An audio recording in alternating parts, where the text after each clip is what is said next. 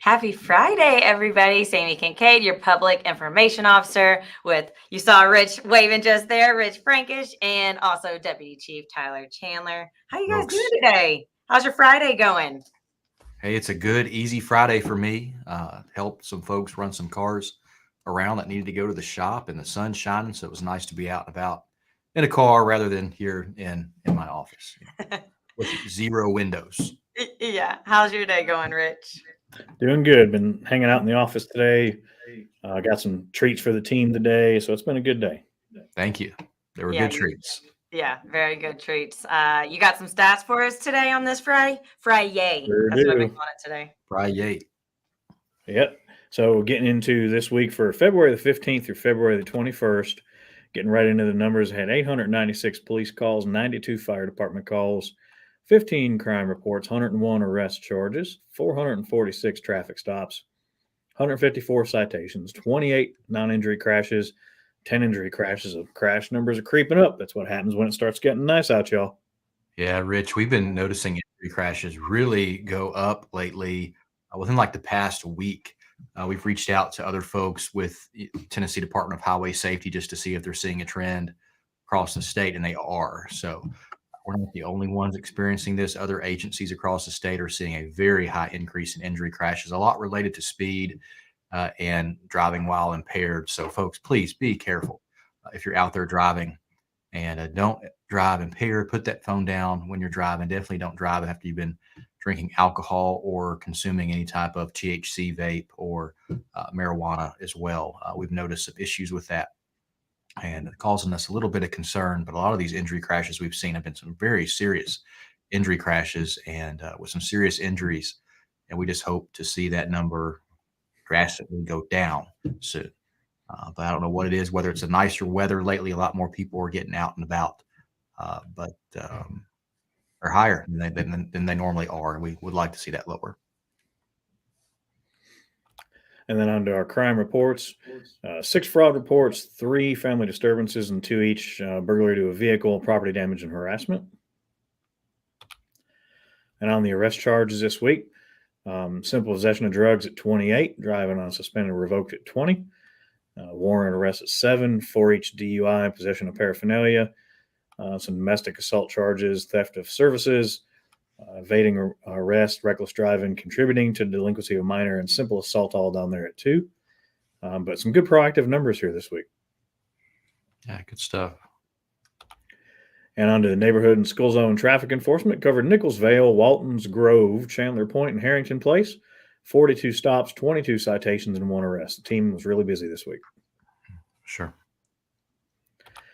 And Guardian Shield, the top 3 numbers everybody likes to see is the 174 stolen cars recovered, 70 stolen plates recovered, and 117 wanted persons, 541 total elements since the program's been in place.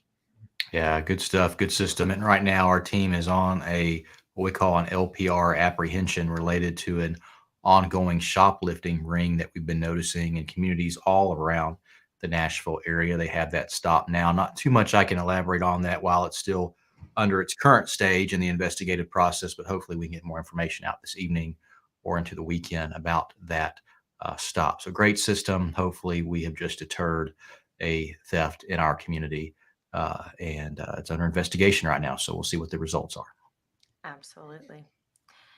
Well, those are some great numbers. Rich, you got any more numbers for us? Is that it? That's what I got for stats this week. I love that. Well, as you can see, Taylor Givens is not with us. She's busy this afternoon. So, Deputy Chief, you want to take it next? Yeah, I just want to talk about a nice event we have scheduled this weekend, Saturday from 11 to 1 at the Speedway. That is on Lebanon Road at the intersection of Nonneville Road. And we're going to work to pack the cruiser for the Mount Juliet Help Center. So people can just bring in non-perishable items to us, drop it off. We will actually load it into our special response team van because we need more space because we're usually pretty successful with this event. It just doesn't fit in a cruiser, but there'll be plenty of cruisers there. Parents can also bring their children by to interact with our officers, but it's a great opportunity as well to show your child about giving back to the community. So, go to Kroger, go to Publix, go to Dollar General, go to different stores, buy some non-perishables. bring that by Speedway this weekend, Saturday, 11 and 1, and just drop it off. You'll hand it up to our officers. You can pull up, walk it to us, or we can come to your window and help you unload for that. But it all goes to the Mount Juliet Help Center, and the Help Center is really our community's resource that people can go to who are in need or in just less fortunate situations than many of us, and they can get the necessities and different things just so they can have a better life, right? And not be hungry, and they can have the supplies they need for their babies, whatever it may be. And some suggested items that the Help Center gave to us, I'm going to read the list here, but rice, nuts, pasta, baby food, toilet paper, bottled water, peanut butter, canned goods, macaroni, and cheese. And we will also be accepting cash donations as well, which we'll keep with us at the Pack a Cruiser event and then hand it all over to the Help Center staff. But we do this about twice a year, and we always look forward to doing it because we do get a lot to help fill the pantry at the Help Center, and many, many people use them as a resource, and it's a great way just to help our community members and love on others who may be in a less fortunate situation. Absolutely a fantastic event that is going on tomorrow. Again, that is tomorrow from 11 a.m. to 1 p.m. And also tomorrow is the last day of women's self-defense. So if you're taking that Okay. course, it's the last week of that. So got a couple things going on tomorrow. But today, we talked about it leading up to today. I'm a little jealous that I can't win this week because we're about to give away 3 $1,000 gift cards Wow. to Amazon. 3 $1,000 That's a lot of gift money. cards. So yeah, no, that's huge. So if you filled out the census at mjcensus.org, you will be entered. You can win one of these gift cards that we're about to give away. All you have to do is put your name and address, and that's how you register for the census at mjcensus.org. And it really does help out the city whenever you just give your name and address. You give out more on social media. Let's be honest, you really do. So Yeah. it's pretty simple. If you're on Facebook and you haven't done the census, you really need to do the census. All your stuff is out there already. And only thing, Sammy, with the census, what do they collect? Just name and address? Yeah, it's really simple. Yeah. So, and each name that's registered, that's 172 people or $172 per person. So that the city gets. So that's really going to go a long way with helping out the city, and upcoming projects really helps fund those. And yeah, so you want to go ahead. Let's take some, I haven't seen anyone comment yet, but let's get some people commenting some numbers.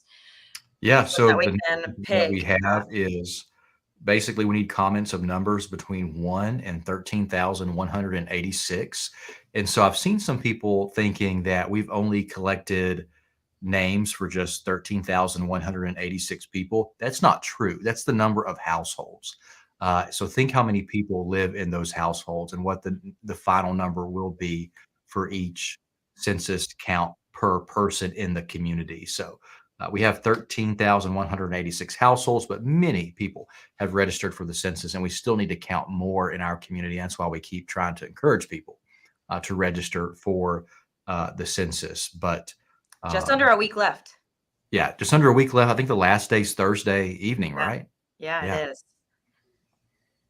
So But I see soon you won't some have us numbers asking in for there. the census anymore. Right.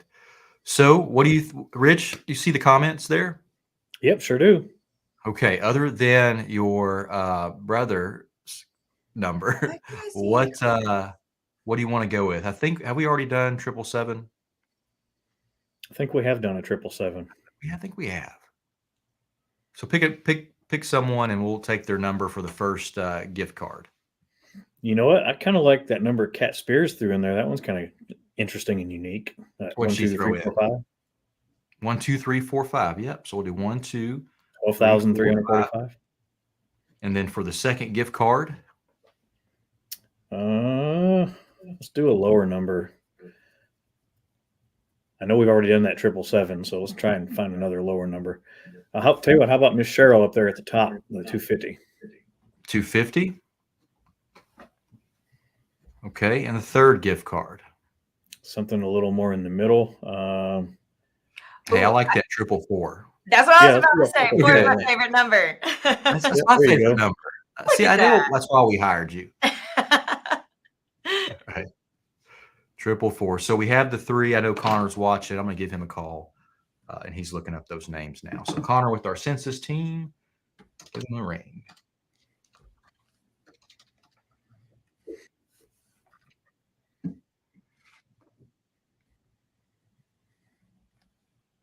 There we go.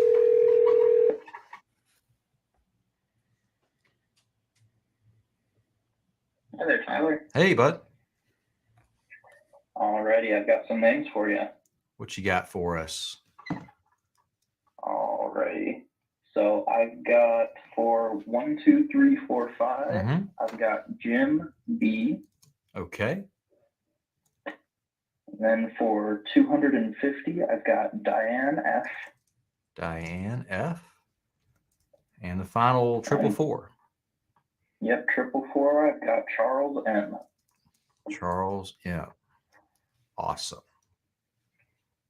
That's exciting stuff. So I have it scrolling at the bottom of the screen now for the $1,000 gift card winners. And Connor, we're just grateful that you're working so hard on the census because we know every name you collect. Sammy, how much money do we get? $172 per person. $172 per person. And that's what keeps our taxes low because this is state shared revenue. It comes from the state government, with a little bit of federal government money mixed in it. Then it comes in to all the funds that help keep this city running in a very conservative way that is low in taxes, which means that's less money out of our community members' pockets. And all we're asking for is to go to mjcensus.org and register your name and address so you can be counted.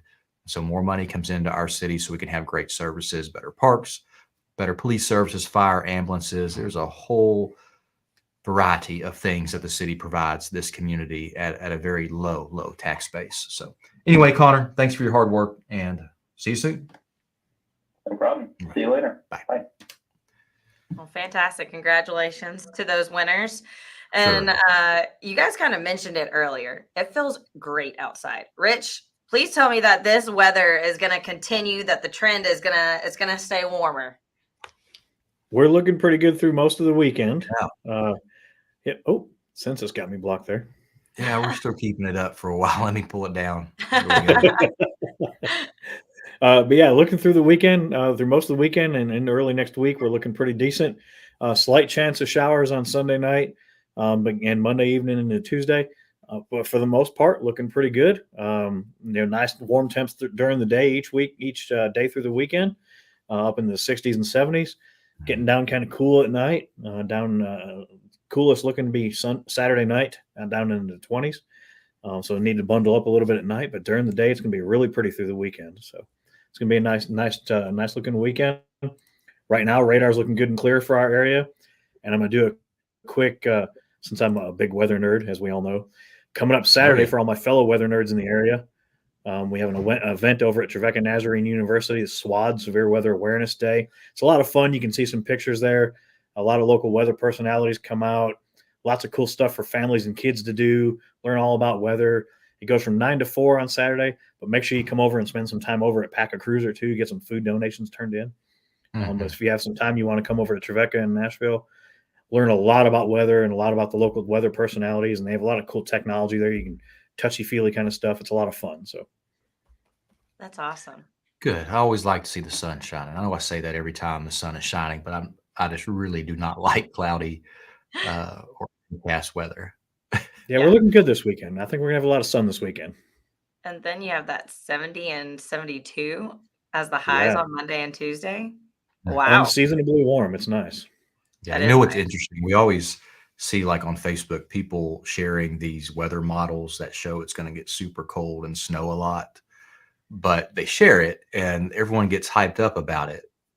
But then when they're wrong, there's no, that's what social media to me is. Anyone could say anything and so many people believe it without true science or our weather folks given their analysis on it. And people believe stuff until it's just doesn't happen or it's not true or it's, not right in any way.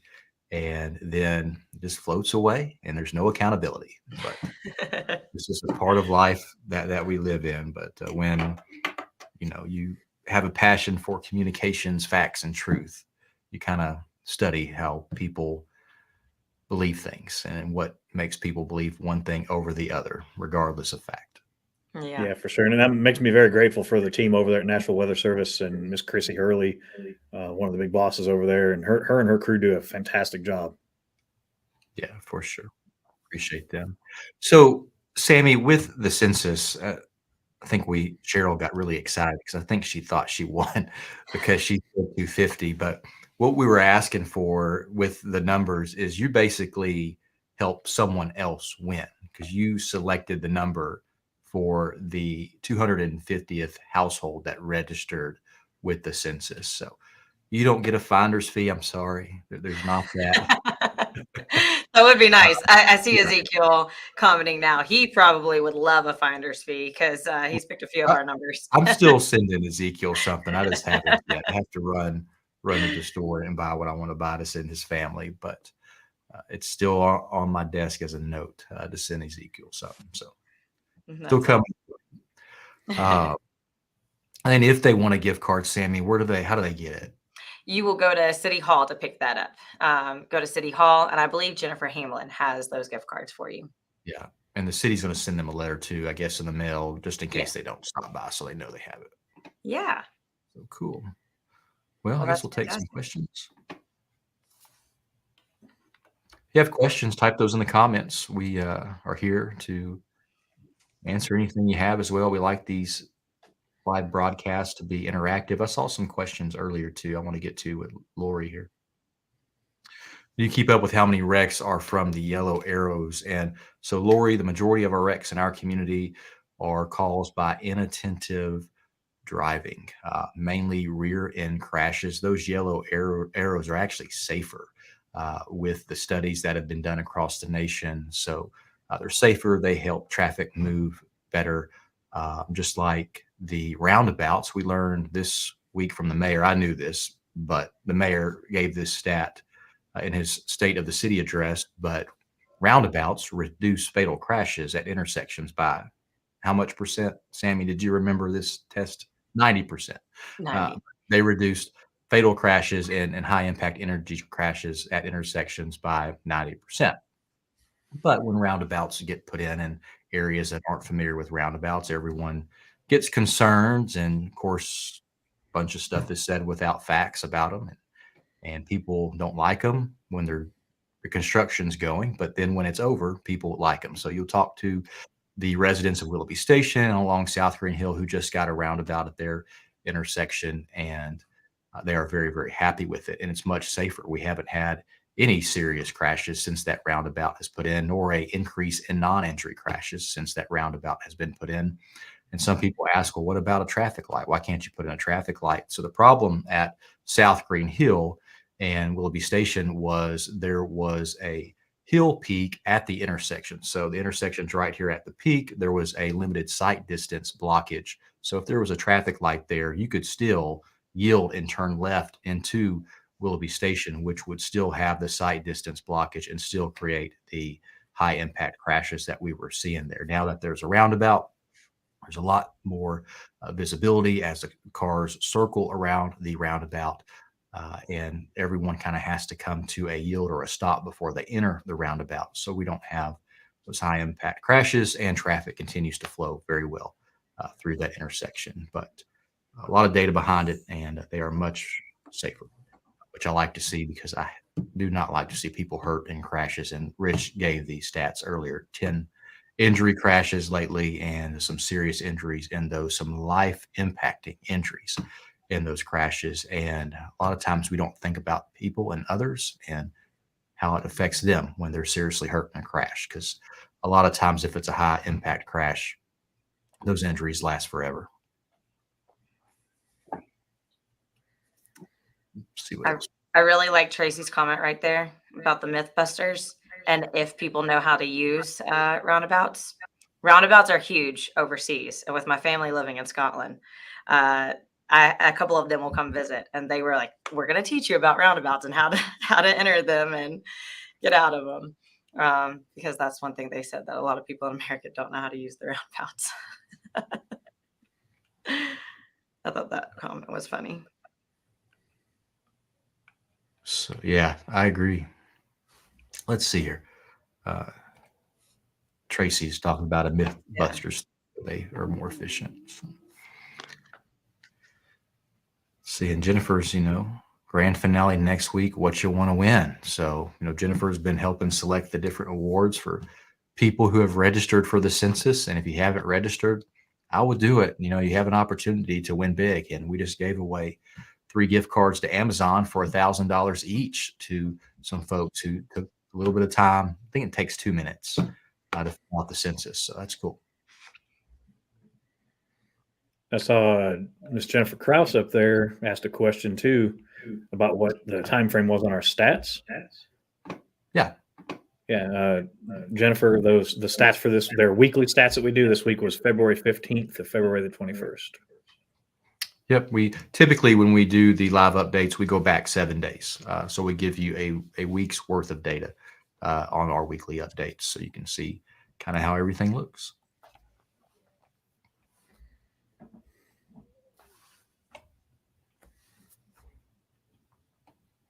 But I don't see much else. Rich, I think you have some shout outs, don't you?